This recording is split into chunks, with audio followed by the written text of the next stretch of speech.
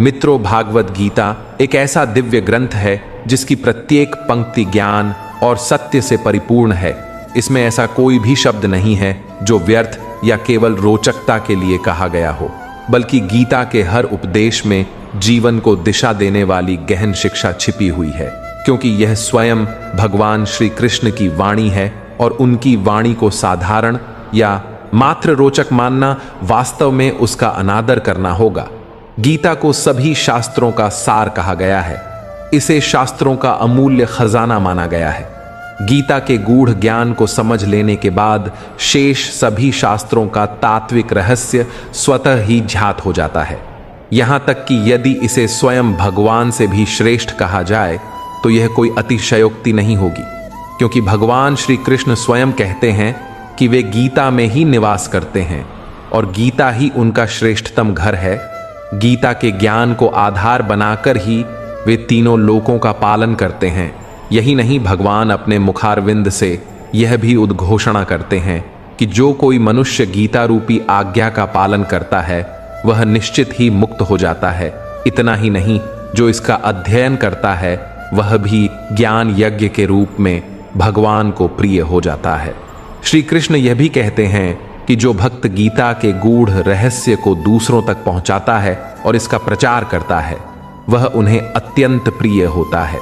गीता संपूर्ण जीवन का सार है और इसके मार्ग पर चलने वाला व्यक्ति जीवन में सर्वोत्तम बनता है। वास्तव में भागवत गीता ही वह शास्त्र है जो आधुनिक युग के संघर्षों में फंसे मनुष्य को कर्मशील और संतुलित जीवन जीने के लिए प्रेरित करता है। यह आशा और उत्साह का महासागर है जो निराशा से घिरे मन को फिर से प्रकाश देता है। गीता मनुष्य को धर्म, कर्म और प्रेम का सच्चा पाठ पढ़ाती है। इसके उपदेश केवल जीवन में ही नहीं बल्कि मृत्यु के बाद की यात्रा में भी मार्गदर्शन करते हैं। गीता के कुल 18 अध्याय और 700 श्लोक गहन रहस्यों से भरे हैं जिन्हें हर कोई पढ़कर तुरंत समझ नहीं सकता। इसीलिए आज हम इसके प्रत्येक अध्याय के एक एक श्लोक का सरल भाषा में अर्थ समझेंगे ताकि गीता का वास्तविक महत्व सभी तक पहुंचे। मित्रों, इस दिव्य वाणी को सुनने से पूर्व भक्तिभाव से जय श्री राधे कृष्ण लिखकर अपनी आस्था व्यक्त अवश्य करें, क्योंकि आपकी यह श्रद्धा हमारी इस आध्यात्मिक यात्रा को और भी पावन बना देगी। और यदि आप इस चैनल विजु इंस्पायर्ड पर नए हैं तो इसे सब्सक्राइब कर घंटी दबाएं ताकि हर नई भक्ति यात्रा आप तक पहुंचे। तो आइए अब इस महान ग्रंथ की यात्रा का आरंभ करते हैं। श्रीमद् भागवत गीता का प्रथम अध्याय है अर्जुन विषाद योग, जिसकी शुरुआत होती है धृतराष्ट्र के प्रश्न से। वे संजय से पूछते हैं कि धर्मभूमि कुरुक्षेत्र में युद्ध के लिए एकत्र हुए मेरे और पांडु के पुत्र क्या कर रहे हैं, उनकी सेना कैसी व्यवस्था कर रही है। धृतराष्ट्र अंधे अवश्य थे, किंतु मन और बुद्धि से अंधे नहीं थे। उन्हें झांत था कि वे अधर्म का साथ दे रहे हैं, क्योंकि धर्म तो वहीं था जहां श्री कृष्ण खड़े थे। फिर भी पुत्र मोह ने उन्हें शांति की राह छोड़ युद्ध का मार्ग चुनने पर विवश किया। लेकिन उनके हृदय की गहराइयों में यह डर बैठा हुआ था कि इस युद्ध को जीत पाना आसान नहीं होगा। वैसे ही हमारे जीवन में भी जब हम कोई गलत कदम उठाते हैं तो भीतर कहीं यह एहसास रहता है कि उसका परिणाम अच्छा नहीं होगा, और यही बेचैनी धृतराष्ट्र को भी सताती रही। संजय, जिन्हें दिव्य दृष्टि प्राप्त थी, वे दूर बैठे भी युद्ध क्षेत्र का दृश्य देख सकते थे और सब कुछ विस्तार से बताते थे। उन्होंने उत्तर दिया, हे राजन, दुर्योधन ने जब पांडवों की विशाल सेना का व्यूह देखा तो वह घबराकर अपने गुरु द्रोणाचार्य के पास गया और उनसे कहने लगा। दुर्योधन कह रहे थे, हे आचार्य, पांडु पुत्रों की इस असीम और विशाल सेना पर दृष्टि डालिए, जिसे आपके ही प्रतिभाशाली शिष्य द्रुपद पुत्र धृष्टद्युम्न ने अद्भुत कौशल के साथ व्यूह रचना में सजाया है। इस युद्ध में भीम और अर्जुन जैसे पराक्रमी योद्धाओं के समान अनेक महान धनुर्धर खड़े हैं। युद्ध विराट और द्रुपद जैसे निडर महारथी भी इस पंक्ति में उपस्थित हैं। दृष्टकेतु, चेकितान और काशी के राजा जैसे बलशाली और पूज्य योद्धा भी यहाँ सम्मिलित हैं। साथ ही कुंती भोज और शैव्य जैसे श्रेष्ठ वीर तथा युद्ध मुष्टि और उत्तमौजा जैसे अपराजेय योद्धा भी हैं। इसके अतिरिक्त सुभद्रा का पराक्रमी पुत्र अभिमन्यु और द्रौपदी के पुत्र भी इस दल में सम्मिलित होकर युद्ध क्षेत्र की शोभा बढ़ा रहे हैं। दुर्योधन कहता है, हे ब्राह्मण श्रेष्ठ, अब हमारी सेना के उन असाधारण शूर वीरों को भी पहचानिए जिन पर हमें गर्व है। मेरी ओर से स्वयं आप द्रोणाचार्य, पितामह भीष्म, महान कर्ण, कृपाचार्य, अश्वत्थामा, विकर्ण और सोमदत्त का पुत्र भूरिश्रवा जैसे अद्वितीय योद्धा उपस्थित हैं, जिन्होंने सदैव विजय का इतिहास रचा है। इनके अतिरिक्त असंख्य अन्य महारथी भी हैं जो मेरे लिए अपना जीवन न्योछावर करने को तत्पर हैं और हर प्रकार के अस्त्र शस्त्र से सज्जित होकर युद्ध कला में प्रवीण हैं। इस प्रकार पितामह भीष्म की अद्वितीय रक्षा में मेरी सेना असीम शक्ति से संपन्न है। वहीं दूसरी ओर भीम की सुरक्षा में खड़ी पांडव सेना सीमित प्रतीत होती है। इसलिए हे योद्धाओं, आप सब अपने अपने मोर्चों पर डटे रहिए और चारों ओर से पितामह भीष्म की रक्षा कीजिए। संजय धृतराष्ट्र से कहते हैं कि हे राजन, तब कुरुवंश के वृद्ध और परम प्रतापी पितामह भीष्म ने दुर्योधन के मनोबल को बढ़ाते हुए सिंह की गर्जना जैसी ध्वनि के साथ शंख फूंका। तत्पश्चात नगाड़े, ढोल, मृदंग और अन्य वाद्य अचानक गूंज उठे, जिनकी ध्वनि से धरती और आकाश कांप उठे। फिर दूसरी ओर सफेद घोड़ों से युक्त रथ पर बैठे योगेश्वर श्री कृष्ण और अर्जुन ने भी अपने दिव्य शंख बजाए। भगवान श्री कृष्ण ने पांचजन्य, अर्जुन ने देवदत्त और भीमसेन ने पौंड्र नामक महाशंख फूंका। उसी क्रम में युधिष्ठिर ने अनंत विजय, नकुल ने सुघोष और सहदेव ने मणिपुष्पक शंख बजाया। काशीराज, शिखंडी, धृष्टद्युम्न, विराट, सात्यकी, राजा द्रुपद, द्रौपदी के पांचों पुत्र और सुभद्रा का वीर पुत्र अभिमन्यु सभी ने अलग अलग शंख बजाकर आकाश गूंजा दिया। संजय कहते हैं कि इस भयंकर ध्वनि ने आकाश और पृथ्वी को गूंजायमान कर दिया और आपके पुत्रों के हृदय में भय और शोक भर दिया। हे राजन, इसके उपरांत हनुमान की पताका से सुशोभित रथ पर बैठे पांडुपुत्र अर्जुन ने धनुष उठाकर तीर चलाने की तैयारी करते समय धृतराष्ट्र के पुत्रों को देख हृदय के स्वामी श्री कृष्ण से कहा, हे अच्युत, कृपा कर मेरे रथ को दोनों सेनाओं के मध्य ले चलो, ताकि मैं युद्ध भूमि में खड़े उन योद्धाओं को देख सकूं जिनसे मुझे युद्ध करना है और उन्हें भी पहचान सकूं जो राजा लोग दुर्योधन के स्वार्थ हेतु इस युद्ध में सम्मिलित हुए हैं। संजय कहते हैं, हे भारतवंशी, अर्जुन की इस प्रार्थना पर श्री कृष्ण ने रथ को दोनों सेनाओं के बीच में ला खड़ा किया और भीष्म, द्रोण और अन्य महारथियों के सम्मुख उसे रोक दिया। तब अर्जुन ने अपने चाचा, दादा, गुरु, मामा, भाई, पुत्र, पौत्र, ससुर और शुभ चिंतकों सहित अपने संबंधियों को दोनों ओर खड़ा देखा। इस दृश्य को देखकर उनका हृदय करुणा से भर गया और वे शोकाकुल होकर श्री कृष्ण से कहने लगे, हे माधव, युद्ध की इच्छा रखने वाले अपने इन प्रियजनों और मित्रों को सामने देखकर मेरे अंग कांप रहे हैं, मुख सूख रहा है, हाथ से गांडीव छूट रहा है, त्वचा जल रही है और मेरा मन भ्रमित हो रहा है। मैं खड़ा भी नहीं रह पा रहा हूं।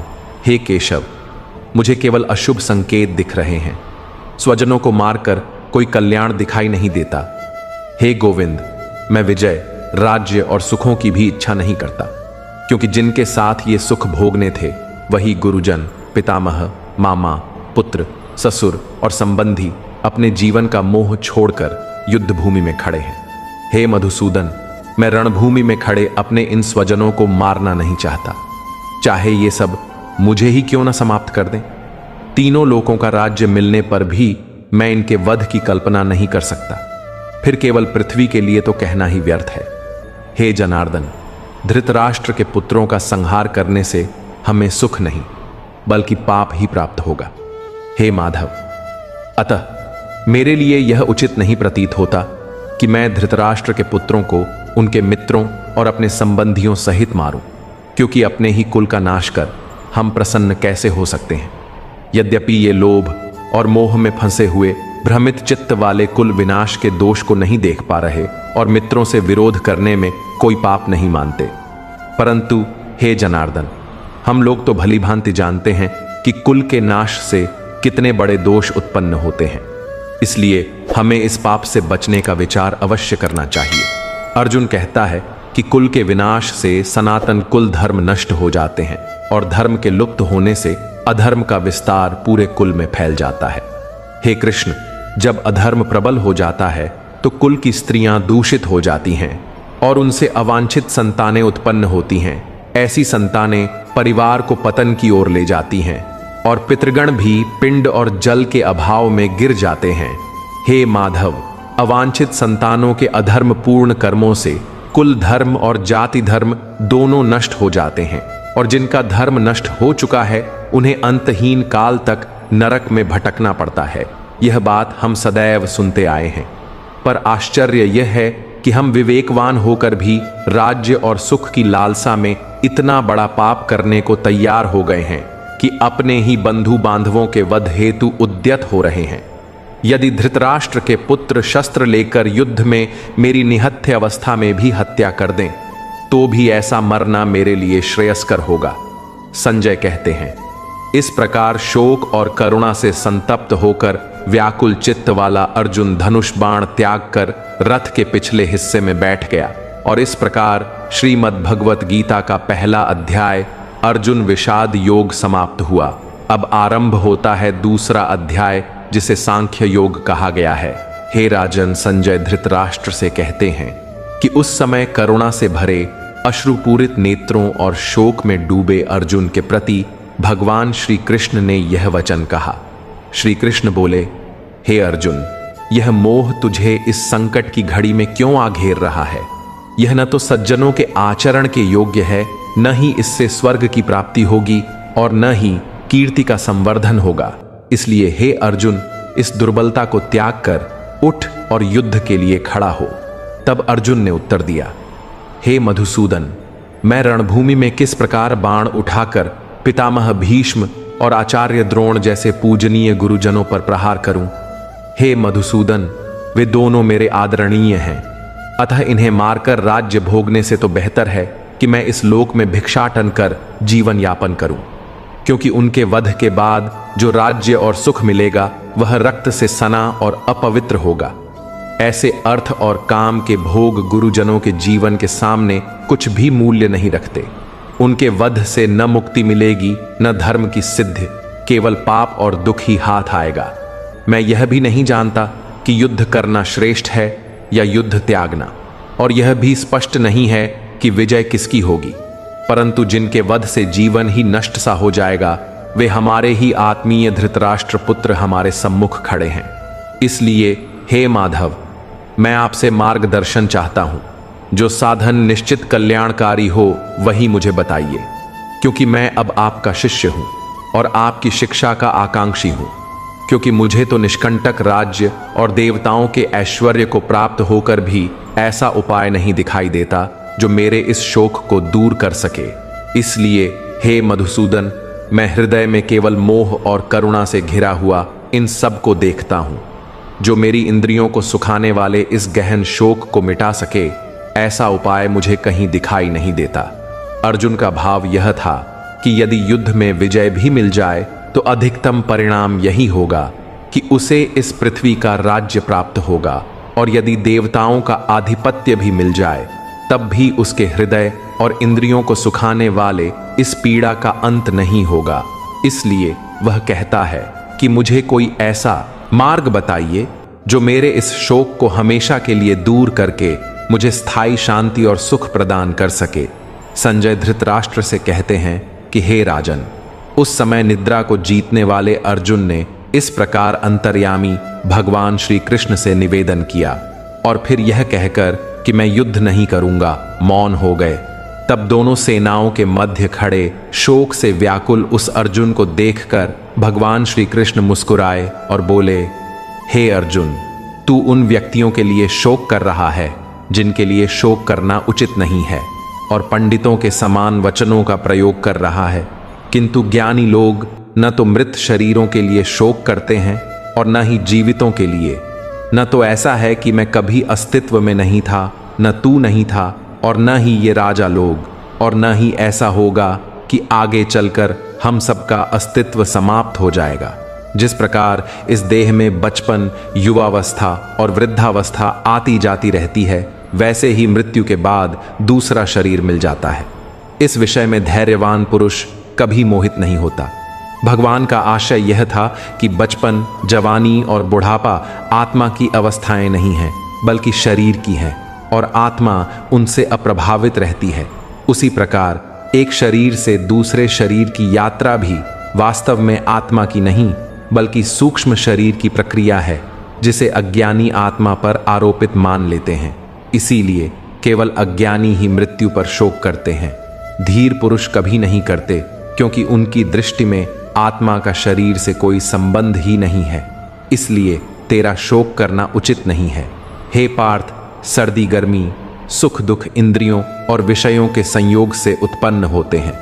वे नाशवान और अनित्य हैं। इसीलिए हे अर्जुन, तू उन्हें सहन कर, क्योंकि सर्दी गर्मी और सुख दुख केवल इंद्रियों के विकार हैं। इन्हें क्षण भंगुर मानकर विचलित न हो। जो धीर पुरुष सुख दुख में समान भाव रखता है और इंद्रियों के संयोग से विचलित नहीं होता, वही मोक्ष के योग्य होता है। हमारे जीवन में भी जब दुख आता है तो हम तुरंत व्याकुल हो जाते हैं, जबकि ज्ञानी जानता है कि यदि दुख ने घर में प्रवेश किया है तो सुख भी दरवाजे पर खड़ा है। इसलिए जो मनुष्य हर परिस्थिति में अडिग रहता है, वही परमात्मा की प्राप्ति का अधिकारी होता है। भगवान आगे कहते हैं, असत की कोई सत्ता नहीं और सत का कभी अभाव नहीं होता। तत्वज्ञानी पुरुष इन दोनों का यथार्थ जान चुके हैं। असत अर्थात नाशवान शरीर और इंद्रियां, जिनकी स्थायी सत्ता नहीं है, इसलिए इनके विनाश की आशंका से शोक करना उचित नहीं है। और सत का अर्थ परमात्मा से है, जो नित्य, अखंड और सर्वव्यापी है। अतः यदि आत्म रूप से देखा जाए तो स्वजनों के शरीर का नाश भी शोक का कारण नहीं होना चाहिए। हे भारतवंशी अर्जुन, तू जान ले कि यह संपूर्ण जगत उसी अविनाशी तत्व से व्याप्त है, जिसका कभी विनाश नहीं हो सकता। परमात्मा का नाश कोई भी नहीं कर सकता। वही सत्य है। आत्मा शाश्वत और अप्रमेय है, जबकि शरीर नश्वर है। इसीलिए हे अर्जुन, तू युद्ध कर, क्योंकि जब यह सिद्ध हो चुका है कि शरीर नाशवान है और आत्मा नित्य है, जिसका कभी विनाश नहीं होता, तो युद्ध से बचने के लिए शोक करने का कोई कारण शेष नहीं है। जो इस आत्मा को मारने वाला समझता है और जो इसे मरा मान लेता है, वे दोनों ही अज्ञान में हैं, क्योंकि आत्मा न तो किसी को मारती है और न ही किसी के द्वारा मारी जाती है। यहाँ भगवान श्री कृष्ण का आशय यह है कि मृत्यु केवल स्थूल शरीर और सूक्ष्म शरीर के वियोग को कहते हैं। इसलिए वास्तव में मरता शरीर है, आत्मा नहीं। इसी प्रकार जब एक स्थूल शरीर दूसरे शरीर के प्राणों का वियोग करता है तो उसे मारना कहा जाता है। इसीलिए मारने वाला भी शरीर है, आत्मा नहीं।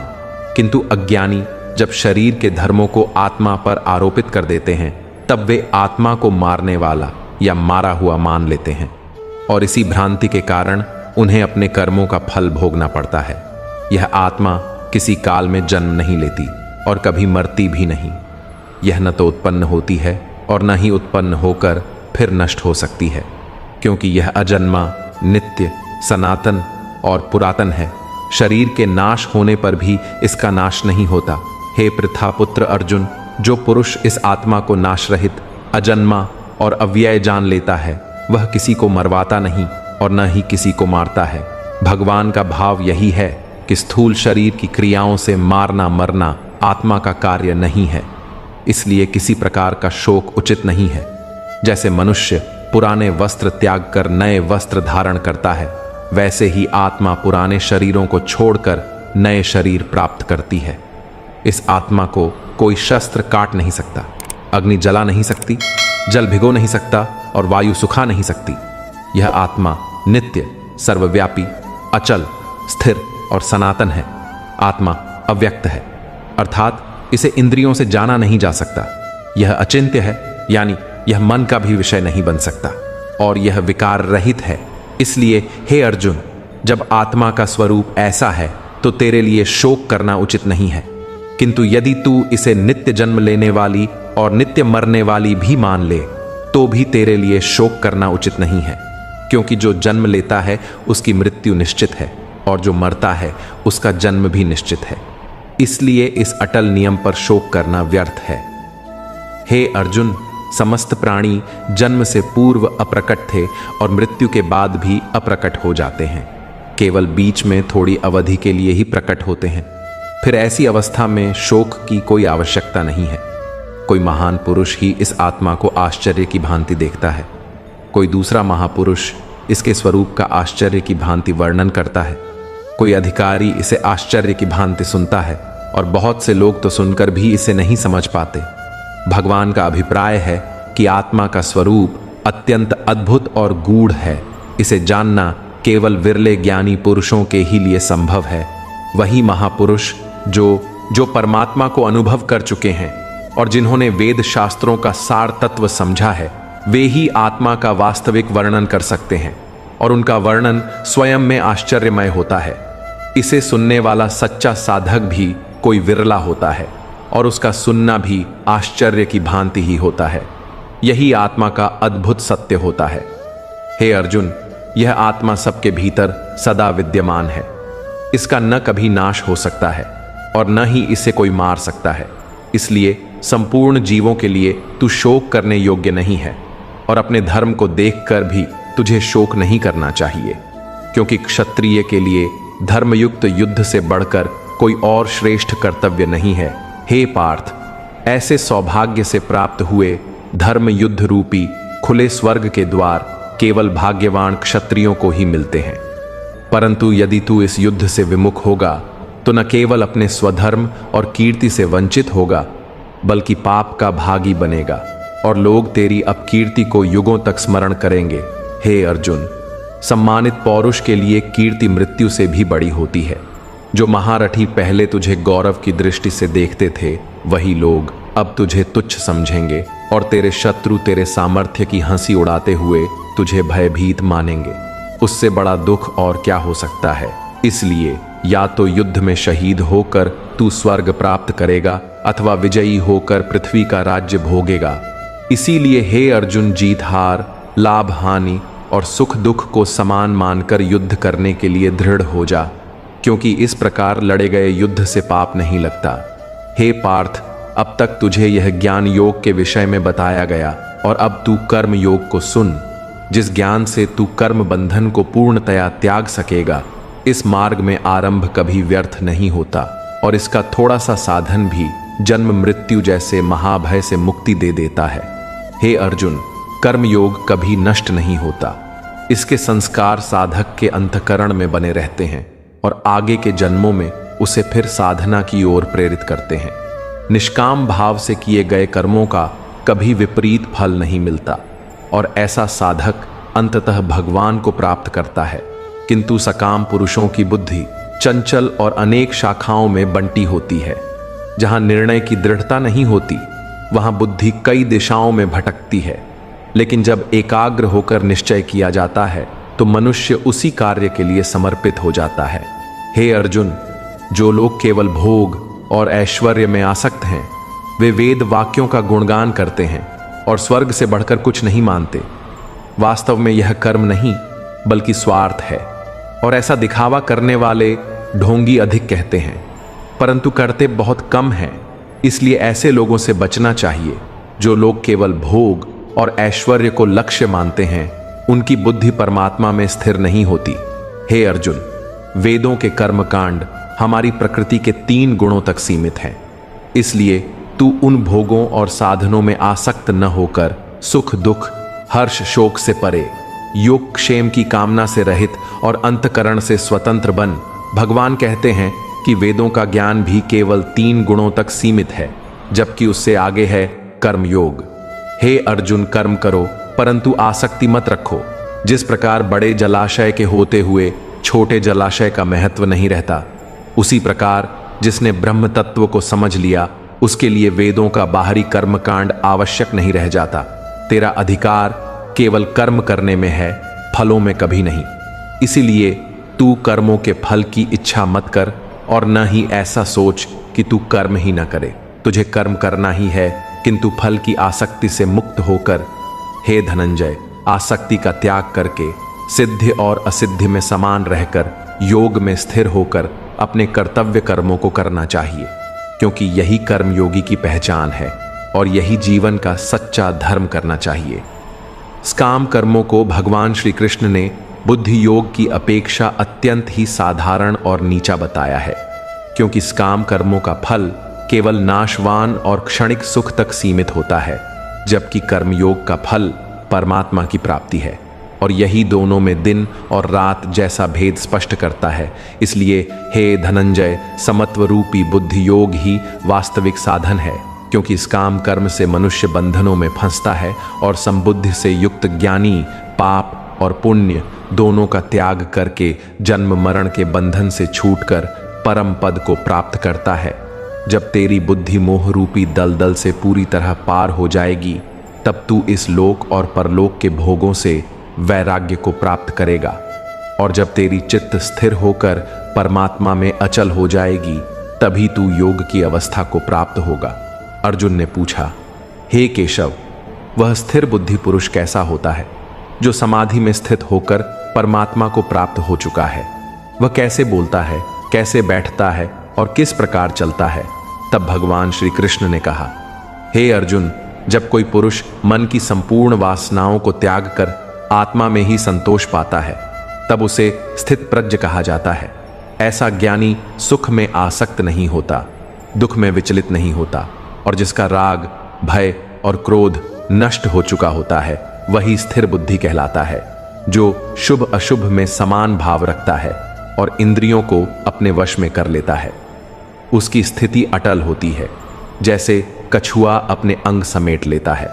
वैसे ही ज्ञानी पुरुष अपनी इंद्रियों को विषयों से हटाकर संयमित करता है, क्योंकि इंद्रियों के वश में रहने वाले की बुद्धि डगमगा जाती है। विषयों का चिंतन आसक्ति उत्पन्न करता है, आसक्ति से कामना होती है, कामना के विफल होने पर क्रोध जन्म लेता है, क्रोध से मोह पैदा होता है, मोह से स्मृति भ्रष्ट होती है और स्मृति के नाश से बुद्धि का विनाश हो जाता है, जिससे मनुष्य का पतन निश्चित है। लेकिन हे महाबाहो, जिसकी इंद्रियां वश में हैं, उसकी बुद्धि स्थिर रहती है। भगवान श्री कृष्ण कहते हैं, जैसे समुद्र अपनी मर्यादा से विचलित नहीं होता, चाहे कितनी ही नदियों का जल उसमें समा जाए, उसी प्रकार योगी परमात्मा में अटल रहता है। चाहे सुख दुख का कितना भी संगम वियोग क्यों ना हो, उसकी स्थिति स्थिर बनी रहती है।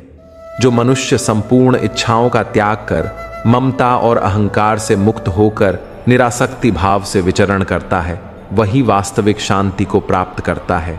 यही मार्ग है ब्रह्म प्राप्ति का, जिसे पाकर साधक कभी मोहित नहीं होता। और यदि कोई व्यक्ति जीवन के अंतिम क्षण में भी इस मार्ग को अपना ले, तो भी वह भगवान के परम धाम को प्राप्त होता है। इस प्रकार उपनिषद, ब्रह्म विद्या और योग शास्त्र रूपी श्रीमद् भगवद गीता के श्री कृष्ण अर्जुन संवाद में सांख्य योग नामक दूसरा अध्याय समाप्त होता है। अब तीसरा अध्याय कर्म योग आरंभ होता है, जहां अर्जुन प्रश्न करता है, हे जनार्दन, यदि आपको ज्ञान श्रेष्ठ लगता है तो फिर मुझे इस कठिन कर्म में क्यों लगा रहे हैं? आपके मिले जुले वचनों से मेरी बुद्धि मानो उलझन में पड़ गई है। इसलिए आप मुझे स्पष्ट रूप से एक ऐसी बात बताइए जिससे मैं कल्याण को प्राप्त हो जाऊं। भगवान श्री कृष्ण बोले, हे निष्पाप, इस संसार में निष्ठा दो प्रकार की होती है।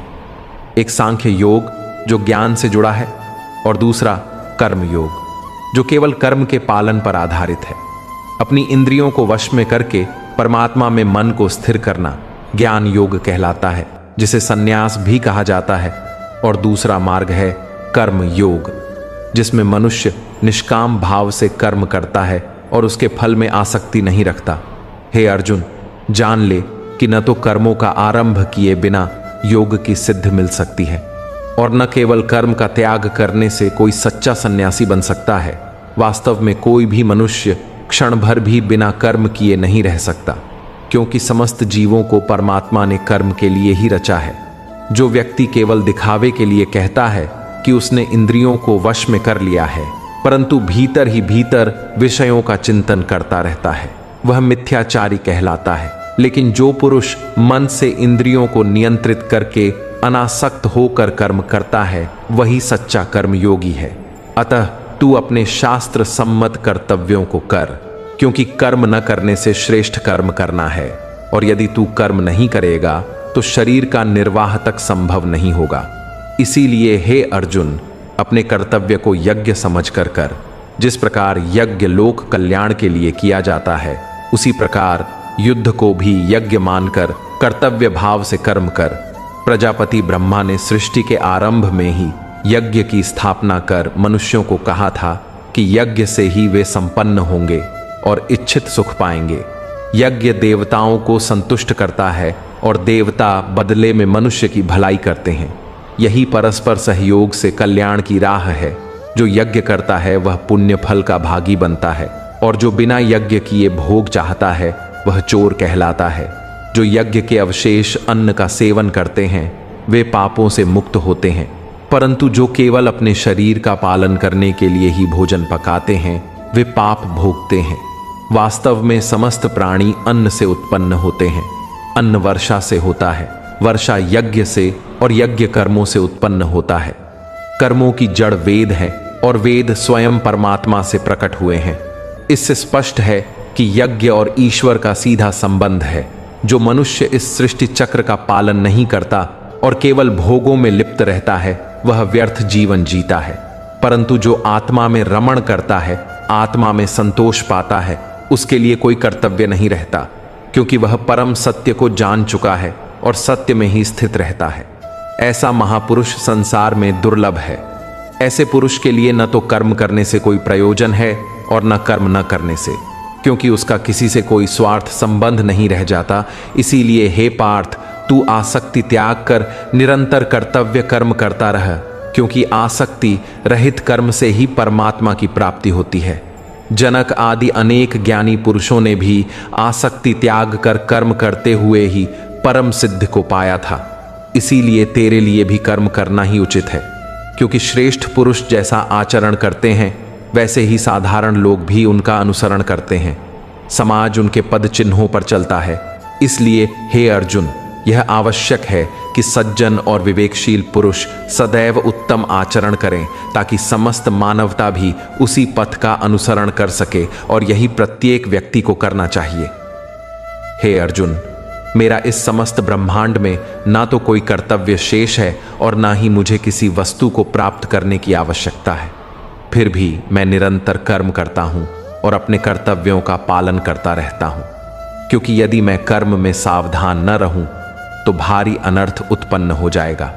मनुष्य हर प्रकार से मेरे मार्ग का अनुसरण करते हैं, इसलिए यदि मैं कर्म छोड़ दूं तो लोग भी कर्म त्याग देंगे और पूरी सृष्टि अस्त व्यस्त हो जाएगी। हे पार्थ, यदि मैं कर्म न करूं तो यह संसार भ्रष्ट होकर नष्ट हो जाएगा और मैं भी संहारक कहलाऊंगा। जो अज्ञानी मनुष्य हैं वे आसक्ति के साथ कर्म करते हैं, परंतु ज्ञानी जनों को चाहिए कि वे भी आसक्ति रहित होकर कर्म करते रहें, ताकि समाज के लोग उनके आदर्श का अनुसरण कर सकें। जो ईश्वर को जान चुके हैं उनकी जिम्मेदारी है कि वे अपने आचरण से संसार को प्रेरित करें और ऐसा उदाहरण प्रस्तुत करें जिससे प्रत्येक व्यक्ति अपने कर्तव्यों का पालन करने के लिए उत्साहित हो।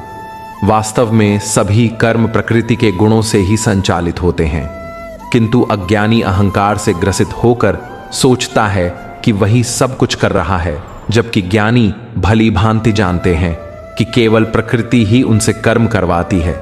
इसीलिए जो विवेकशील है वह दूसरों को भी यह समझाने का प्रयास करता है कि कर्म ही धर्म है और उसे निभाना ही चाहिए। भगवान श्री कृष्ण कहते हैं, हे अर्जुन, तू अपने सभी कर्म मुझे अर्पण कर, ममता और आशा का त्याग कर और युद्ध कर, क्योंकि जो मनुष्य मेरे इस मत का पालन करता है और श्रद्धा से युक्त होकर दोष दृष्टि रहित चलता है वह कर्म बंधन से मुक्त हो जाता है। परंतु जो मेरे मार्ग को दोष लगाते हैं और मेरे कथन का पालन नहीं करते वे अज्ञानवश नष्ट हो जाते हैं। इस प्रकार उपनिषद ब्रह्म विद्या और योग शास्त्र रूपी गीता के तीसरे अध्याय का कर्म योग पूर्ण होता है, और अब चौथे अध्याय में ज्ञान, कर्म और संन्यास योग का रहस्य प्रकट किया जाएगा। श्री कृष्ण कहते हैं कि मैंने इस अविनाशी योग को सूर्यदेव को कहा था। सूर्य ने अपने पुत्र मनु से और मनु ने इक्ष्वाकु से कहा। इस प्रकार परंपरा से यह योग राजर्षियों को ज्ञात हुआ, परंतु काल के प्रभाव से यह लुप्त हो गया। अब हे अर्जुन, तू मेरा भक्त और प्रिय सखा है, इसीलिए मैंने यह गुप्त और पवित्र योग तुझसे कहा है। अर्जुन पूछता है, प्रभु आपका जन्म तो अभी हुआ है और सूर्य का जन्म बहुत पहले हुआ था, तो आपने सूर्य से यह योग कैसे कहा? तब भगवान श्री कृष्ण समझाते हैं कि हे अर्जुन, तेरे और मेरे बहुत से जन्म हो चुके हैं, तू उन्हें नहीं जानता, किंतु मैं जानता हूं। मैं अजन्मा और अविनाशी होते हुए भी अपनी योग माया से समय समय पर प्रकट होता हूं। जब जब धर्म की हानि होती है और अधर्म की वृद्धि होती है, तब तब मैं अवतार लेता हूं। सज्जनों की रक्षा करने के लिए, पापियों का विनाश करने के लिए और धर्म की पुनः स्थापना के लिए मैं युग युग में जन्म लेता हूं। यही मेरा सनातन वचन है जो मैं बारंबार निभाता हूं, और यही संदेश मैं आज भी देता हूं कि हर मनुष्य को अपने कर्तव्य का पालन करते हुए कर्म को भगवान को समर्पित कर देना चाहिए, क्योंकि यही जीवन का धर्म और परम मार्ग है जो सच्चे मनुष्य को मोक्ष की ओर ले जाता है। और इसी प्रकार प्रत्येक ज्ञानी जन को सदा कर्म करते हुए समाज को प्रेरित करना चाहिए। यही धर्म का पालन करने वाला करता है। अपनी इंद्रियों को काबू में रखने का सबसे उत्तम मार्ग है सच्चा ज्ञान, क्योंकि ज्ञान ही वह शक्ति है जो योगी के मन को अनुशासित करता है। जब कोई अनुचित विचार मन में जन्म लेता है तो ज्ञान उसे तुरंत रोक कर यह संकेत देता है कि यह लक्ष्य की दिशा नहीं है। कुछ लोग द्रव्य से यज्ञ करते हैं, कुछ तपस्या के रूप में यज्ञ करते हैं, तो कुछ योग साधना को यज्ञ मानकर उसका अभ्यास करते हैं। कई साधक अहिंसा, स्वाध्याय और संयम से यज्ञ करते हैं। इसलिए हर व्यक्ति को अपने लिए उचित यज्ञ का मार्ग चुनकर कर्म करना चाहिए। अनेक योगी प्राण वायु को प्राण में ही अर्पित करते हैं, कुछ अपान वायु को प्राण में हवन करते हैं, और कुछ साधक नियमित आहार तथा प्राणायाम के द्वारा अपनी सांसों को नियंत्रित कर यज्ञ करते हैं।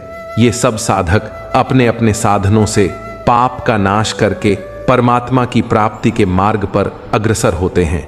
भगवान श्री कृष्ण कहते हैं, हे अर्जुन, यज्ञ से बचे हुए अमृत का अनुभव करने वाले योगी अंततः परमात्मा को प्राप्त करते हैं, और जो यज्ञ का आचरण नहीं करते वे इस लोक में भी सुख का अनुभव नहीं कर सकते। यज्ञ से शेष जो मिलता है वही अमृत है और वही ईश्वर तक पहुंचने का साधन है। वास्तव में यज्ञ को कर्म मानना चाहिए और कर्म का जो फल है उसे भगवान का प्रसाद समझकर अगले कार्य में लग जाना चाहिए। शास्त्रों में अनेक प्रकार के यज्ञ बताए गए हैं, परंतु सार यही है कि मन, इंद्रियों और शरीर से किए गए सभी कर्म यदि समर्पण भाव से हों तो वे मनुष्य को बंधन से मुक्त करते हैं। ज्ञान यज्ञ सबसे श्रेष्ठ है, क्योंकि यह इंद्रियों को नियंत्रित करना सिखाता है, सांसों पर नियंत्रण देता है और फल की इच्छा के बिना कर्म करने का मार्ग बताता है। यही ज्ञान यज्ञ मनुष्य को ईश्वर से सीधा जोड़ता है। इस ज्ञान को प्राप्त करने के लिए साधक को तत्वदर्शी महात्माओं के पास जाना चाहिए, विनम्रता से प्रश्न करना चाहिए और उनकी सेवा करके उनसे तत्व ज्ञान पाना चाहिए, क्योंकि वही ज्ञानी आत्मा और परमात्मा का रहस्य स्पष्ट करते हैं। जब यह ज्ञान प्राप्त हो जाता है तो मोह समाप्त हो जाता है और साधक परमात्मा से जुड़ जाता है। चाहे कोई कितना भी बड़ा पापी क्यों ना हो, ज्ञान रूप नाव उसे पाप सागर से पार करा देती है। जैसे अग्नि लकड़ी को जलाकर राख कर देती है, वैसे ही ज्ञान सभी कर्मों के बंधन को भस्म कर देता है। इस संसार में ज्ञान से अधिक पवित्र करने वाला कुछ नहीं है। यह ज्ञान साधक को हर जन्म में आगे बढ़ाता है और वह पुनः कर्म योग में प्रवृत्त होता है, क्योंकि ज्ञान कभी नष्ट नहीं होता। जिसने अपनी इंद्रियों पर विजय प्राप्त कर ली वह ज्ञान को पा लेता है और भगवान को पाकर परम शांति का अनुभव करता है। लेकिन जो मूर्ख, संदेहग्रस्त और श्रद्धा रहित होते हैं वे इस अमूल्य ज्ञान से वंचित रह जाते हैं और सत्य की ओर कभी नहीं बढ़ पाते। जबकि सच्चा साधक अंततः परमात्मा की कृपा और अनंत शांति को पाता है।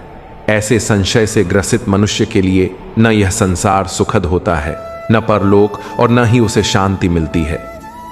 हे धनंजय, जिसने कर्म योग की विधि से अपने सभी कर्मों को परमात्मा को समर्पित कर दिया और जिसने विवेक से अज्ञान जनित भ्रम को काट डाला, उस स्थिर चित्त पुरुष को कर्म कभी नहीं बांधते और वह सहज ही परमात्मा को प्राप्त हो जाता है। इसलिए हे भरतवंशी अर्जुन, अपने हृदय में पल रहे इस भ्रम को ज्ञान रूपी तलवार से नष्ट करके समत्व भाव से कर्म योग में स्थित हो और युद्ध के लिए खड़ा हो जा। इस प्रकार उपनिषदों की ब्रह्म विद्या और योग शास्त्र स्वरूप गीता के श्री कृष्ण और अर्जुन संवाद में ज्ञान कर्म संन्यास योग नामक चौथा अध्याय पूर्ण हुआ। अब 5वें अध्याय कर्म संन्यास योग में अर्जुन कहते हैं, हे प्रभु, आप कभी मुझे संन्यास मार्ग अपनाने के लिए कहते हैं और कभी निष्काम भाव से कर्म करने का उपदेश देते हैं। अतः कृपया बताइए कि मेरे लिए कौन सा मार्ग सर्वाधिक कल्याणकारी है। तब श्री कृष्ण कहते हैं, संन्यास द्वारा किया गया साधन और निष्काम कर्म योग दोनों ही मोक्षप्रद हैं, किंतु निष्काम कर्म योग संन्यास से श्रेष्ठ है, क्योंकि जो व्यक्ति न किसी से घृणा करता है और न किसी वस्तु की इच्छा करता है, वही सच्चा सन्यासी कहलाता है। ऐसा व्यक्ति राग द्वेष से मुक्त होकर सहज ही संसार बंधनों से छूट जाता है। जो अल्प ज्ञानी होते हैं वे सन्यास और निष्काम कर्म योग को अलग समझते हैं, किंतु ज्ञानी पुरुष जानते हैं कि दोनों का फल एक ही है, और जो कोई इन दोनों को समान दृष्टि से देखता है वही सत्य को देख पाता है।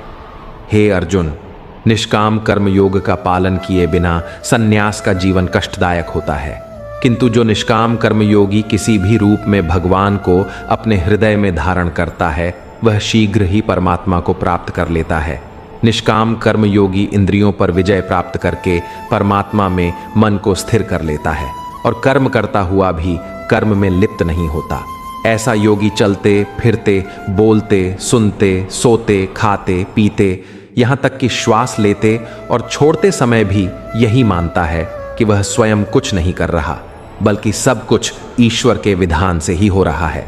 निष्काम भाव से कर्म करने वाला कर्मयोगी सभी कार्यों को शास्त्र सम्मत और लोकहितकारी मानकर करता है और कर्म फलों को परमात्मा को अर्पित कर देता है। इसलिए पाप उसका स्पर्श भी नहीं कर पाते।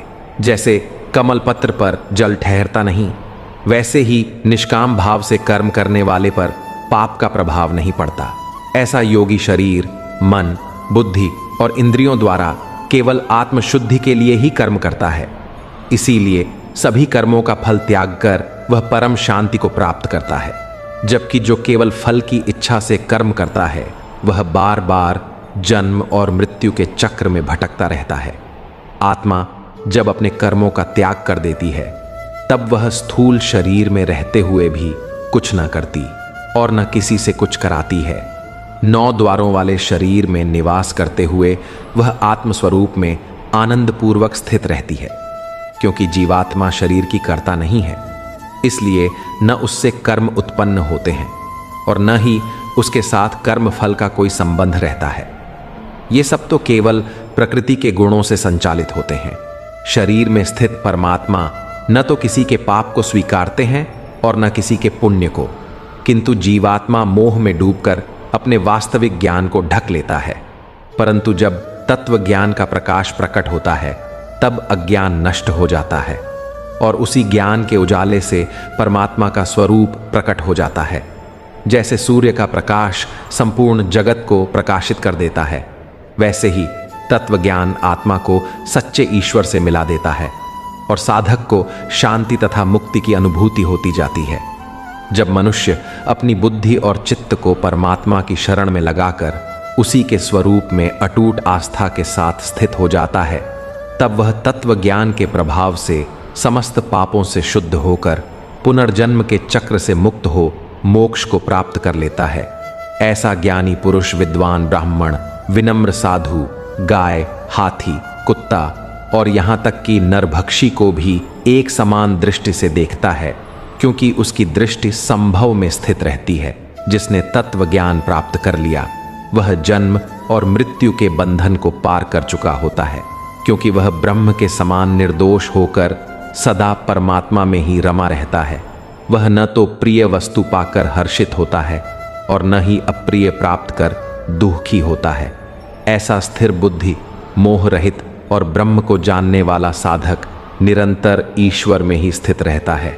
ऐसा ज्ञानी बाहरी इंद्रिय सुखों में उलझता नहीं, बल्कि अपनी आत्मा में ही आनंद पाता है और वहीं रमण करता है। इस कारण वह निरंतर परब्रह्म में लीन होकर अनंत सुख का अनुभव करता है। हे कुंती पुत्र, इंद्रिय और विषयों से उत्पन्न भोग प्रारंभ में सुखद अवश्य लगते हैं, परंतु अंत में वही दुख का कारण बनते हैं। इसलिए तत्वज्ञानी उन भोगों में कभी नहीं फंसते जो पुरुष शरीर का अंत आने से पहले ही काम और क्रोध से उत्पन्न वेग को सह लेता है। वही सच्चा योगी कहलाता है और वही संसार में सच्चे सुख का अनुभव कर सकता है, जो आत्मा में ही सुख खोजता है और अपने मन को आत्मा में स्थिर कर लेता है तथा आत्मा में ही ज्ञान प्राप्त करता है। वही ब्रह्म के साथ एकाकार होकर परमात्मा को प्राप्त होता है। जिनके पाप और संदेह तत्वज्ञान के स्पर्श से मिट गए हैं और जो सब प्राणियों के कल्याण में लगे रहते हैं, वही ब्रह्मज्ञानी पुरुष मन को आत्मा में स्थिर करके परम शांति को प्राप्त कर मुक्त हो जाते हैं। जो साधक सांसारिक इच्छाओं को त्याग देता है और जिसे हर जगह केवल परमात्मा ही दिखाई देता है, वही ईश्वर को पाता है। जिसने सभी इंद्रिय विषयों को छोड़ दिया और दृष्टि को भ्रूमध्य में टिकाकर प्राण और अपान को नासिका मार्ग से सम कर लिया तथा मन, इंद्रियों और बुद्धि को वश में करके परमात्मा का ध्यान किया, वही योगी मोक्ष का अधिकारी होता है। ऐसा मुक्त पुरुष मुझे सभी यज्ञ और तपस्या का भोग करने वाला, सभी लोकों और देवताओं का स्वामी, संपूर्ण जीवों पर कृपा करने वाला, परम दयालु और तैशी मानता है और इस भाव से वह परम शांति को प्राप्त करता है। इस प्रकार उपनिषद रूपी ब्रह्म विद्या और योग शास्त्र स्वरूप श्रीमद् भगवद गीता के श्री कृष्ण और अर्जुन संवाद में कर्म संन्यास योग नामक 5वां अध्याय समाप्त होता है और आत्म संयम योग का प्रारंभ होता है, जहां श्री कृष्ण बताते हैं कि योग में स्थित पुरुष के लक्षण क्या होते हैं। योग का अर्थ है ईश्वर की प्राप्ति के लिए किया गया कर्म। भगवान कहते हैं कि जो बिना फल की आसक्ति के केवल कर्तव्य भाव से कार्य करता है, वही सन्यासी है और वही योगी है। न तो केवल अग्नि का त्याग करने वाला सन्यासी कहलाता है और न ही केवल कर्मों को छोड़ने वाला योगी होता है। हे पांडुपुत्र, जिसे सन्यास कहते हैं वही योग है, क्योंकि इंद्रिय सुख की इच्छा को त्यागे बिना कोई योगी कभी परमात्मा को नहीं पा सकता। इसलिए जो साधक मन को वश में करना चाहता है, उसे कर्म करते हुए योग साधना करनी होती है। जब वह सांसारिक इच्छाओं से रहित होकर न तो देह सुख के लिए कर्म करता है और न ही फल की आकांक्षा से, तभी वह योग में स्थित कहलाता है। मनुष्य को अपने ही मन द्वारा अपने जन्म मृत्यु के बंधन से मुक्त होने का प्रयास करना चाहिए, क्योंकि यही मन जीवात्मा का मित्र भी है और शत्रु भी। जिसने मन को वश में कर लिया, उसका वही मन परम मित्र बन जाता है, परंतु जिसने मन पर नियंत्रण नहीं पाया, उसका वही मन सबसे बड़ा शत्रु हो जाता है। जिसने अपने चित्त को साध लिया है, वह पूर्ण शांति के रूप में परमात्मा को प्राप्त कर लेता है और सच्चे अर्थों में मुक्त हो जाता है। उस मनुष्य के लिए सर्दी और गर्मी, सुख और दुख, मान और अपमान सब कुछ समान हो जाते हैं। ऐसा स्थिर चित्त योगी इंद्रियों को अपने वश में रखकर परमात्मा के ज्ञान द्वारा परम शांति को प्राप्त कर पूर्ण संतुष्टि में स्थित रहता है। जिस पुरुष ने ईश्वर को जान लिया, उसके लिए मिट्टी, पत्थर और सोने में कोई अंतर नहीं रह जाता। ऐसा साधक स्वभाव से सबका हित चिंतक होता है और मित्र व शत्रु, शुभ चिंतक व ईर्ष्यालु, पुण्यात्मा और पापात्मा सभी को समान भाव से देखता है। ऐसा योगी मन और शरीर से किसी भी वस्तु के प्रति आसक्त नहीं होता और न ही किसी चीज का संग्रह करता है, बल्कि सदा परमात्मा के ध्यान में एकाग्र भाव से तल्लीन रहता है। योगाभ्यास करने वाला मनुष्य एकांत और पवित्र भूमि पर न बहुत ऊंचा न बहुत नीचा आसन बिछाकर उस पर स्थिरता से बैठता है और चित्त को एकाग्र कर इंद्रियों पर नियंत्रण रखकर अंतःकरण की शुद्धि हेतु साधना करता है। अभ्यास करते समय शरीर, सिर और गर्दन को सीधा रखकर दृष्टि को केवल नासिका के अग्रभाग पर स्थिर करता है और इधर उधर देखने से बचता है। भय और इंद्रिय विषयों से रहित होकर ब्रह्मचर्य में स्थित होकर मन को शांत करके अपने हृदय में केवल मुझे ही लक्ष्य मानकर स्थिर होना चाहिए। ऐसा योगाभ्यासी जब निरंतर साधना द्वारा चित्त को परमात्मा में स्थिर करता है, तब वह सभी बंधनों से मुक्त होकर मेरे परम धाम को प्राप्त करता है। हे अर्जुन, योगी को न तो अधिक भोजन करना चाहिए, न ही बहुत कम, न ही अत्यधिक सोना चाहिए और न ही लगातार जागते रहना चाहिए, बल्कि उसे आहार, विहार, कार्य और विश्राम में संतुलन बनाना चाहिए। ऐसा संतुलित जीवन जीने वाला योगी सभी कष्टों से मुक्त होकर शांति प्राप्त करता है। जब योगाभ्यास से उसका मन परमात्मा में पूरी तरह विलीन हो जाता है, तब वह सभी सांसारिक इच्छाओं से मुक्त होकर स्थिरता को प्राप्त करता है। इस अवस्था में उसका मन बिना हवा वाले स्थान में दीपक की लौ की तरह अचल रहता है। इस समाधि अवस्था में सभी मानसिक क्रियाएं रुक जाती हैं और योगी अपनी आत्मा में परमात्मा का अनुभव कर आत्मिक आनंद में तृप्त रहता है। वह अपनी शुद्ध चेतना से उस दिव्य सुख को जानता है जो शारीरिक सुख से परे है, और इस आनंद में स्थिर योगी कभी विचलित नहीं होता। ऐसा योगी परमात्मा को पाकर परम सुख का अनुभव करता है और भारी से भारी दुख भी उसे हिला नहीं पाते। इसलिए साधक को चाहिए कि दृढ़ विश्वास से योग का अभ्यास करता रहे और सांसारिक दुखों से विचलित न हो। उसे चाहिए कि सभी इच्छाओं को त्याग कर मन और इंद्रियों को नियंत्रित कर केवल परमात्मा का ही चिंतन करे। चंचल मन को जहां जहां भटकने की आदत हो, उसे वहीं से खींचकर आत्मा में स्थिर करना चाहिए। जब साधक का मन परमात्मा में स्थिर हो जाता है और राजसिक कामनाएं शांत हो जाती हैं, तब वह सभी पापों से मुक्त होकर परम आनंद का अधिकारी बनता है। ऐसा योगी निरंतर साधना से सभी पापों से मुक्त होकर परब्रह्म से एकाकार होकर दिव्य प्रेम और परमानंद में स्थित रहता है। योगी सभी प्राणियों में एक ही आत्मा को देखता है और सबको उसी परमात्मा में स्थित जानता है। जो साधक सभी प्राणियों में मुझे ही देखता है, उसके लिए मैं कभी अदृश्य नहीं होता और वह मेरे लिए कभी अदृश्य नहीं होता। योग में स्थित जो पुरुष सभी प्राणियों के हृदय में मुझे देखता है और भक्ति भाव से मेरा ही स्मरण करता है, वह सदैव मुझ में ही स्थित रहता है। हे अर्जुन, ऐसा योगी जो सभी प्राणियों को अपने समान देखता है और उनके सुख दुख को अपने सुख दुख के समान मानता है, वही वास्तविक और पूर्ण योगी कहलाने योग्य होता है। और ऐसा ही साधक योग का सही अधिकारी समझा जाना चाहिए। अर्जुन ने मधुसूदन से कहा कि जिस योग की विधि का आपने वर्णन किया है, जिसके द्वारा समत्व भाव की दृष्टि मिलती है, उस अवस्था में अपने चंचल मन को स्थिर रखना मुझे अत्यंत कठिन लगता है, क्योंकि मन वास्तव में बहुत चंचल, बलवान और दुराग्रही है। इसे वश में करना मानो वायु को रोकने के समान प्रतीत होता है। तब श्री कृष्ण ने उत्तर देते हुए कहा कि हे महाबाहु अर्जुन, इसमें कोई संशय नहीं कि मन को वश में करना अत्यधिक कठिन है, परंतु यह असंभव नहीं है। इसे त्याग और अभ्यास के बल पर नियंत्रित किया जा सकता है। जो मनुष्य अपने मन को वश में करने का निरंतर प्रयत्न करता है, उसके लिए परमात्मा की प्राप्ति सहज हो जाती है, जबकि जिसने मन को वश में नहीं किया, उसके लिए ईश्वर की प्राप्ति लगभग असंभव है। तब अर्जुन ने पूछा कि हे कृष्ण, यदि कोई साधक प्रारंभ में श्रद्धापूर्वक योगाभ्यास करता है, परंतु बाद में उसका मन विचलित होकर योग से गिर जाता है, तो ऐसे असफल साधक का क्या होता है? क्या वह न तो सांसारिक सुख भोग पाता है और न ही परमात्मा को प्राप्त कर पाता है, और क्या वह बादलों की तरह बीच में ही नष्ट हो जाता है? तब भगवान ने समझाया कि हे प्रथापुत्र, ऐसा योग भ्रष्ट व्यक्ति कभी नष्ट नहीं होता, क्योंकि सद्कर्म करने वाला मनुष्य किसी भी स्थिति में दुर्गति को प्राप्त नहीं करता। ऐसा योगी स्वर्ग आदि लोकों में जाकर अपने पूर्व जन्म की अधूरी इच्छाओं का भोग करता है और फिर सत्कर्मशील परिवार में जन्म पाता है। कभी कभी तो उसे महान योगियों के घर में जन्म मिलता है, जो दुर्लभ सौभाग्य है। इस प्रकार पुनर्जन्म पाकर वह अपने पूर्व जन्म के संस्कारों के प्रभाव से स्वतः योग मार्ग की ओर अग्रसर होता है और अभ्यासवश पुनः परम सिद्धि की प्राप्ति की ओर प्रयत्न करता है। अनेक जन्मों तक प्रयास करने के पश्चात ऐसा योगी परमात्मा को प्राप्त कर परम गति को प्राप्त करता है।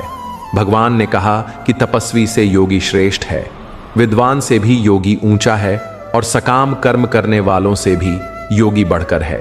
इसीलिए हे अर्जुन, तू योगी बन, क्योंकि समस्त योगियों में वह योगी श्रेष्ठ है जो श्रद्धा के साथ अपने अंतःकरण को मुझ में स्थिर रखकर सदा मेरा स्मरण करता है, वही वास्तव में परम योगी कहलाता है। इसके पश्चात श्री कृष्ण ने ज्ञान विज्ञान योग का उपदेश देते हुए कहा कि हे अर्जुन, अब मैं तुझे वह परम ज्ञान और विज्ञान सुनाऊंगा जिसे जानकर तुझे इस संसार में जानने योग्य और कुछ शेष नहीं रहेगा। मनुष्यों में कोई विरला ही मेरी प्राप्ति के लिए प्रयत्न करता है और उनमें से भी कोई दुर्लभ है जो मुझे यथार्थ स्वरूप में जान पाता है। फिर श्री कृष्ण ने अपनी अपरा प्रकृति और परा प्रकृति का भेद बताते हुए कहा कि पृथ्वी, जल, अग्नि, वायु, आकाश, मन, बुद्धि और अहंकार मिलकर मेरी जड़ अपरा प्रकृति कहलाती है, किंतु इनसे परे मेरी चेतन परा प्रकृति भी है जिसके द्वारा समस्त जीव इस संसार का अनुभव और भोग करते हैं, और इसी अपरा प्रकृति का ही दूसरा नाम माया है। यह पृथ्वी, जल, अग्नि, वायु, आकाश, मन, बुद्धि और अहंकार, यह सब वास्तव में मेरी जड़ प्रकृति के ही स्वरूप हैं और परा प्रकृति का अर्थ आत्मा से है। हे अर्जुन, तू समझ ले कि सभी प्राणियों के जन्म का कारण यही जड़ और चेतन प्रकृति है, और मैं ही इस संपूर्ण जगत की उत्पत्ति और प्रलय का मूल आधार हूं। मेरे अतिरिक्त कुछ भी स्वतंत्र रूप से अस्तित्व में नहीं है। जिस प्रकार धागे में गूंथे मोती एक माला का रूप धारण करते हैं, उसी प्रकार यह समस्त जगत भी मुझ में ही गूंथा हुआ है। हे कुंती पुत्र अर्जुन, मैं ही जल का स्वाद हूं, सूर्य और चंद्रमा का प्रकाश हूं, समस्त वैदिक मंत्रों में उच्चरित होने वाला ओमकार हूं, आकाश में ध्वनि हूं और पुरुषों में पुरुषत्व भी मैं ही हूं। मैं पृथ्वी की पवित्र गंध हूं, अग्नि की ऊष्मा हूं, सभी प्राणियों का जीवन हूं और तपस्वियों का तप भी मैं हूं। हे अर्जुन, मैं ही सभी प्राणियों का अनादि बीज हूं। बुद्धिमानों की बुद्धि और तेजस्वियों का तेज भी मुझसे ही प्रकट होता है। मैं बलवानों का कामना रहित बल हूं और सभी प्राणियों में धर्म सम्मत विषय जीवन का स्वरूप हूं। यह सत्व, रज और तम गुण, इन तीन गुणों से उत्पन्न भाव भी मुझसे ही उत्पन्न होते हैं, किंतु मैं उनके अधीन नहीं हूं, बल्कि वे मेरे अधीन रहते हैं। इन तीनों गुणों के प्रभाव से संसार के जीव मोह में फंस जाते हैं और मुझे, जो कि परम अविनाशी हूं, नहीं पहचान पाते। हे अर्जुन, मेरी यह त्रिगुणमयी माया अत्यंत दुर्जय है। इसे कोई साधारण मनुष्य पार नहीं कर सकता, परंतु जो मेरे शरणागत हो जाते हैं वे सहज ही इसे पार कर जाते हैं। जो अधर्मी, दुष्ट और अज्ञान से आच्छादित लोग हैं, वे मेरी शरण ग्रहण नहीं करते और मेरी माया द्वारा उनका विवेक हर लिया जाता है। हे भरत श्रेष्ठ अर्जुन, 4 प्रकार के भक्त मेरा स्मरण करते हैं। दुख से निवृत्ति चाहने वाले, धन संपदा की इच्छा रखने वाले, केवल ज्ञान प्राप्त करने की आकांक्षा वाले और ज्ञानी भक्त। इनमें से ज्ञानी भक्त सर्वोत्तम है, क्योंकि वह अनन्य भाव से मेरी भक्ति करता है और मेरे लिए अत्यंत प्रिय होता है। वास्तव में वह ज्ञानी भक्त साक्षात मेरा ही स्वरूप समझा जाता है, क्योंकि वह स्थिर मन से मुझे ही सर्वोच्च मानकर मेरी शरण में स्थित रहता है। ऐसे महात्मा बहुत दुर्लभ होते हैं और वे अनेकों जन्मों के बाद ही मेरी शरण ग्रहण करते हैं। किंतु जिन मनुष्यों का विवेक सांसारिक इच्छाओं में नष्ट हो चुका है, वे अपने पूर्व संस्कारों के प्रभाव से अन्य देवी देवताओं की शरण में जाते हैं और मैं उनकी श्रद्धा उन देवताओं में स्थिर कर देता हूं। ऐसे भक्त उन देवताओं की पूजा करके अपनी कामनाओं को पूर्ण करते हैं और वह फल वास्तव में मुझसे ही मिलता है, परंतु वह फल क्षण भंगुर होता है और भोग कर समाप्त हो जाता है। देवताओं की पूजा करने वाले देवताओं के लोक में जाते हैं, किंतु मेरे अनन्य भक्त मेरे परम धाम को प्राप्त होते हैं। अज्ञानवश मनुष्य मुझे, जो अप्रकट स्वरूप में सबके भीतर स्थित हूं, नहीं पहचान पाते, क्योंकि मैं अपनी योग माया से आच्छादित रहता हूं। हे अर्जुन, मैं भूत, वर्तमान और भविष्य के सभी प्राणियों को जानता हूं परंतु मुझे कोई वास्तव में नहीं जान पाता। यह संसार मोह, इच्छा और द्वेष से उत्पन्न भ्रम में पड़कर जन्म जन्मांतर के बंधन में फंसा रहता है। परंतु जो पुण्यात्मा मनुष्य अपने पापों को नष्ट करके दृढ़ संकल्प के साथ मेरी भक्ति करता है, वह मोह और द्वंद्व से मुक्त होकर अंततः मेरे परम धाम को प्राप्त हो जाते हैं। जो मनुष्य मेरी शरण में आकर बुढ़ापे और मृत्यु से मुक्त होने की कामना करता है, वह वास्तव में ब्रह्म को, परमात्मा को और उनके सभी कर्मों के रहस्य को जानने वाला होता है।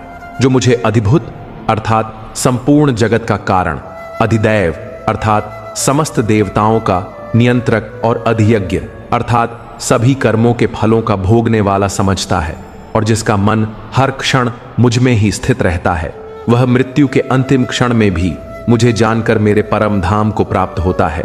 इस प्रकार उपनिषद, ब्रह्म विद्या और योग शास्त्र के रूप में श्रीमद् भगवद गीता का 7वां अध्याय ज्ञान विज्ञान योग पूर्ण होता है और 8वें अध्याय अक्षर ब्रह्म योग में अर्जुन 7 प्रश्न करते हैं कि हे पुरुषोत्तम, ब्रह्म क्या है, अध्यात्म क्या है, कर्म क्या है, भूत किसे कहते हैं, अधिदैव कौन कहलाता है, हे मधुसूदन अधियज्ञ कौन है और वह इस शरीर में कैसे स्थित रहता है, तथा मृत्यु के समय योग युक्त साधक आपको किस प्रकार जानता है।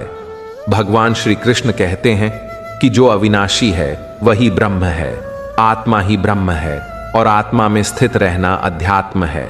जीवों के संकल्प विकल्प का मिट जाना ही कर्म कहलाता है। हे अर्जुन, मेरी अपारा प्रकृति में सूर्य, चंद्रमा और देवता अधिदैव हैं और मैं प्रत्येक प्राणी के हृदय में यज्ञ भोगी रूप में अधियज्ञ के रूप में स्थित हूँ।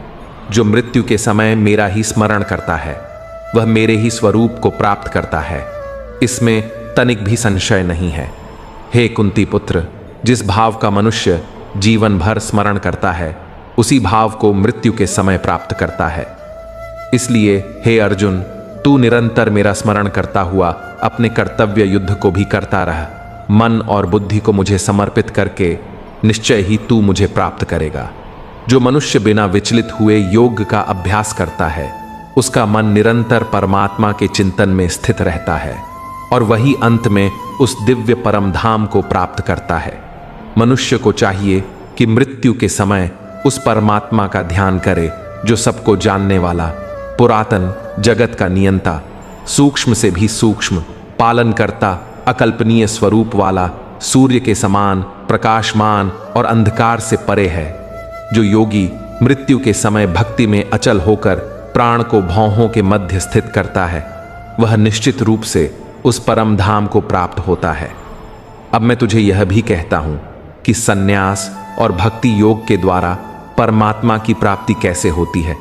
वेदों के ज्ञाता जिस परम पिता को अविनाशी कहते हैं और बड़े मुनि सन्यासी जिसमें लीन हो जाते हैं, उसी पद को पाने के लिए ब्रह्मचर्य व्रत धारण करने वाले साधक भी प्रयत्न करते हैं। जो साधक शरीर के सभी द्वारों को संयमित कर, मन को हृदय में स्थिर कर, प्राण वायु को सिर में स्थापित कर और योग धारणा में स्थित होकर AUM नामक एकाक्षर ब्रह्म का जप करते हुए शरीर का त्याग करता है, वह निश्चय ही मेरे धाम को प्राप्त करता है।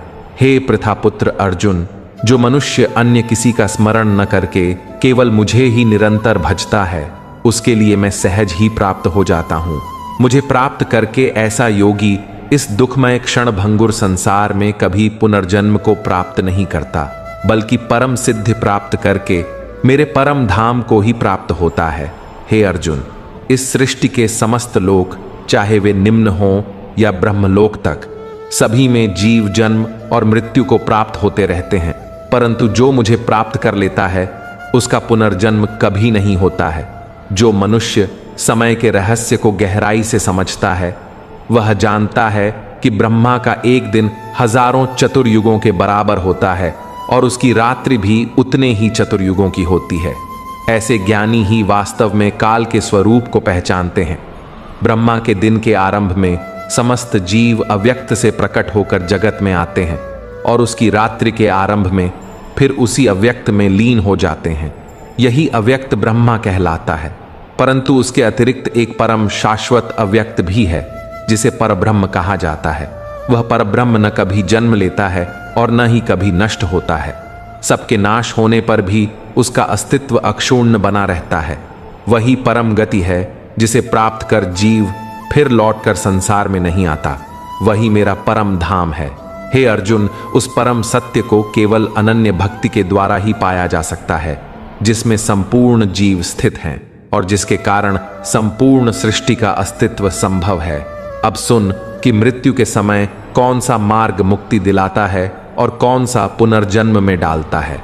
जब अग्नि प्रज्वलित हो, सूर्य का प्रकाश दिन में फैला हो, शुक्ल पक्ष का चंद्रमा बढ़ रहा हो और सूर्य उत्तरायण दिशा में हो, उन 6 महीनों में शरीर त्याग करने वाला योगी परमात्मा को प्राप्त करता है और फिर लौटकर संसार में नहीं आता।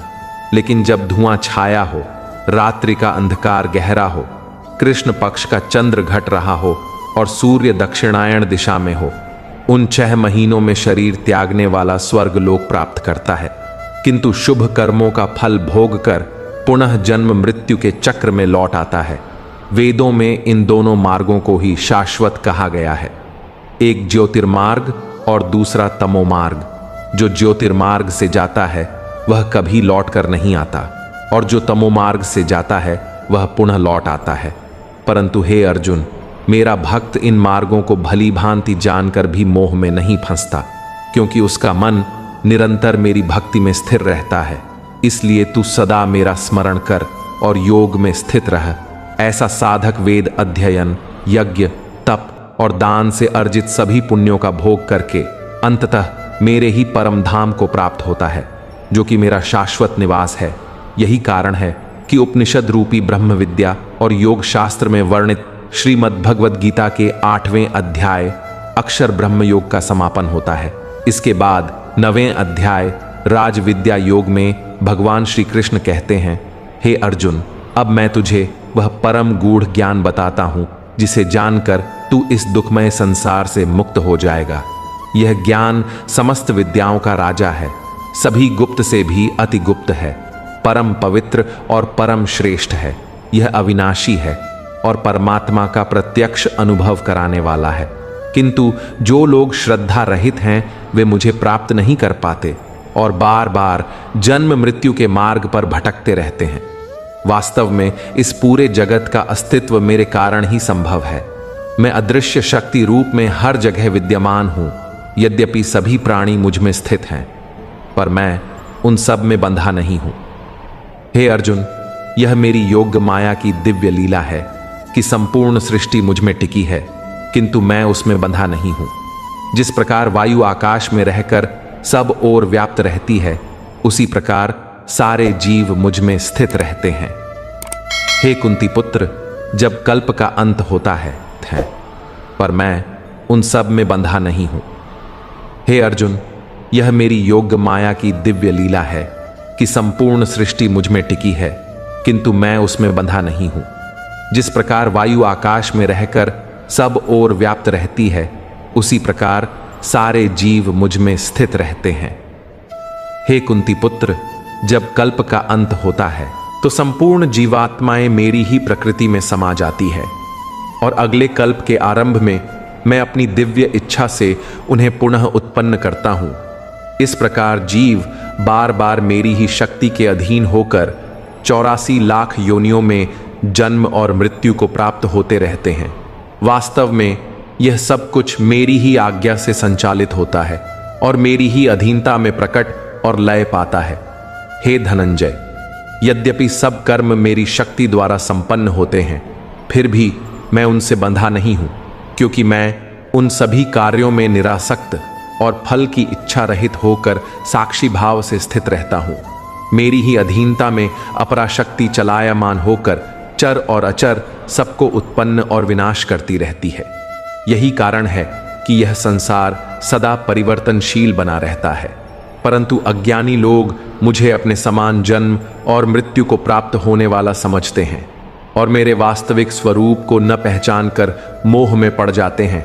ऐसे मनुष्य अधूरी आशाओं, व्यर्थ कर्मों और असत्य ज्ञान के भ्रम में फंसकर मेरी मोहिनी माया के प्रभाव से राक्षसी और आसुरी प्रवृत्ति वाले बने रहते हैं।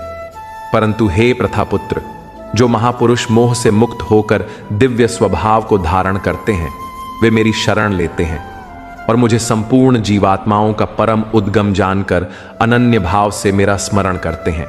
ऐसे महान पुरुष दृढ़ संकल्प से निरंतर मेरे नाम और महिमा का कीर्तन करते हुए मेरी आराधना करते हैं और बार बार प्रणाम अर्पित करते हैं।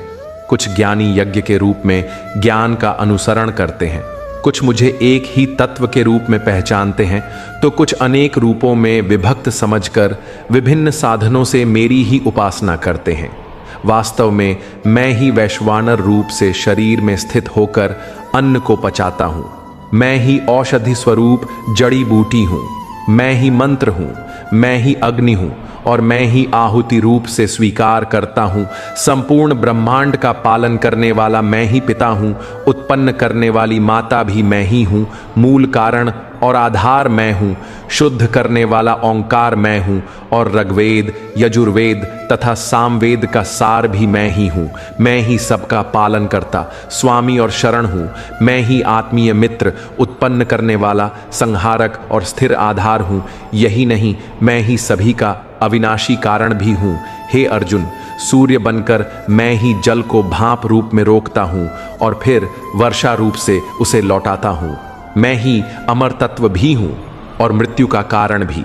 मैं ही सत्य और असत्य दोनों का आधार हूँ। जो मनुष्य वेदों के अनुसार यज्ञ करके मेरी पूजा करते हैं और पापों से मुक्त होकर स्वर्ग की कामना करते हैं, वे पुण्य के प्रभाव से स्वर्गलोक में जाते हैं और देवताओं के सुख भोगते हैं। किंतु जब पुण्य समाप्त हो जाता है तो पुनः मृत्यु लोक में लौट आते हैं और बार बार जन्म मृत्यु के चक्र में घूमते रहते हैं। इस प्रकार वेद मार्ग का पालन करने वाले, सांसारिक सुख की चाह रखने वाले जीव निरंतर बंधन में ही रहते हैं। परंतु जो मनुष्य एकमात्र मुझे ही लक्ष्य मानकर अनन्य भाव से मेरी भक्ति करते हैं और अपने कर्तव्य कर्म को अर्पित करते हैं, उनकी सभी आवश्यकताओं और सुरक्षा की जिम्मेदारी मैं स्वयं निभाता हूँ। हे कुंती पुत्र, जो लोग श्रद्धा भाव से अन्य देवताओं की पूजा करते हैं, वे भी वास्तव में मेरी ही पूजा करते हैं, किंतु अज्ञानवश वे उचित विधि को नहीं जान पाते और इसीलिए उनका मार्ग अपूर्ण और त्रुटिपूर्ण होता है। मैं ही सभी यज्ञों का भोगी और स्वामी हूँ, किंतु जो मुझे तत्व से नहीं पहचानते, वे इच्छाओं से प्रेरित होकर पुनः जन्म मृत्यु को प्राप्त होते हैं। जो देवताओं की पूजा करते हैं, वे देवताओं को पाते हैं। जो पितरों की पूजा करते हैं, वे पितरों को प्राप्त करते हैं। जो भूत प्रेत की पूजा करते हैं, वे उन्हीं की गति को पाते हैं। परंतु जो मेरी ही आराधना करते हैं, वे अंततः मुझे ही प्राप्त होते हैं। जो मनुष्य मुझे निष्काम भाव से केवल एक पत्ता, एक फूल, एक फल, थोड़ा जल अथवा कोई भी वस्तु अर्पित करता है, उसके उस निर्मल समर्पण को मैं प्रेम पूर्वक स्वीकार करता हूं, क्योंकि भक्ति ही मेरे लिए सर्वोच्च है। हे कुंती पुत्र, तू जो भी कर्म करता है, जो भी भोजन करता है, जो भी यज्ञ करता है, जो भी दान देता है और जो भी तप करता है, उसे पूरी श्रद्धा से मुझे अर्पित करके कर। ऐसा करने से तू पाप पुण्य रूपी सभी बंधनों से मुक्त होकर मन को परमात्मा में स्थिर करके शांति प्राप्त करेगा और अंततः मुझे ही प्राप्त होगा। मैं सब प्राणियों में समान रूप से विद्यमान हूँ, न किसी से बैर रखता हूँ और न ही किसी से विशेष प्रेम करता हूँ। परंतु जो शुद्ध हृदय से मेरी भक्ति करता है, वह सदा मुझ में स्थित रहता है और मैं भी उस भक्त के भीतर वास करता हूँ। यहाँ तक कि जो अत्यंत दुराचारी मनुष्य भी निरंतर अनन्य भाव से मेरा स्मरण करता है, उसे भी साधु मानना चाहिए, क्योंकि वह पूरी तरह मेरी भक्ति में स्थिर है और शीघ्र ही धर्माचरण करते हुए पवित्र होकर परम शांति को प्राप्त करता है। इसलिए अर्जुन, निश्चय पूर्वक घोषणा कर कि मेरा भक्त कभी नष्ट नहीं होता। हे प्रथापुत्र, स्त्रियां, वैश्य, शूद्र या किसी भी स्थिति के लोग क्यों न हो, यदि वे श्रद्धा से मेरी शरण ग्रहण करते हैं तो मेरे परम धाम को प्राप्त करते हैं। तो फिर पुण्यात्मा ब्राह्मणों, भक्तों और क्षत्रियों का तो कहना ही क्या। अतः इस क्षण भंगुर और दुखमय संसार में निरंतर मेरा स्मरण करता रह। हे अर्जुन, अपने मन को मुझ में स्थिर कर, मेरा भक्त बन, मेरी पूजा कर और मुझे प्रणाम कर। ऐसा करने से तू निश्चित रूप से मुझे ही प्राप्त करेगा। इस प्रकार उपनिषद रूपी ब्रह्म विद्या और योग शास्त्र स्वरूप श्रीमद् भगवद गीता के श्री कृष्ण अर्जुन संवाद में राज विद्या योग नाम का 10वां अध्याय पूर्ण हुआ। अब विभूति योग अर्थात भगवान के ऐश्वर्य का वर्णन सुन श्री भगवान ने कहा, हे महाबाहु अर्जुन, तू मेरे प्रभावशाली वचनों को फिर से सुन, क्योंकि तू मुझे अत्यंत प्रिय है, इसलिए मैं तेरा कल्याण करना चाहता हूं। मेरे ऐश्वर्य को न तो देवगण जानते हैं और न ही महर्षिगण, क्योंकि मैं ही सब देवताओं और महर्षियों का उद्गम हूं। जो मनुष्य मुझे जन्म मरण रहित, अनादि अनंत और संपूर्ण लोकों का परमेश्वर रूप जानता है, वह मृत्यु से मुक्त होकर पापों से भी मुक्त हो जाता है। अर्जुन, संशय को दूर करने वाली बुद्धि, मोह का नाश करने वाला ज्ञान, क्षमा का भाव, सत्य का आचरण, इंद्रियों का संयम, मन की स्थिरता, सुख दुख की अनुभूति, जन्म मरण का कारण, भय और अभय, अहिंसा, समानता, संतोष, तपस्या, दानशीलता, यश और अपयश, ये सभी भाव मेरे ही द्वारा उत्पन्न होते हैं।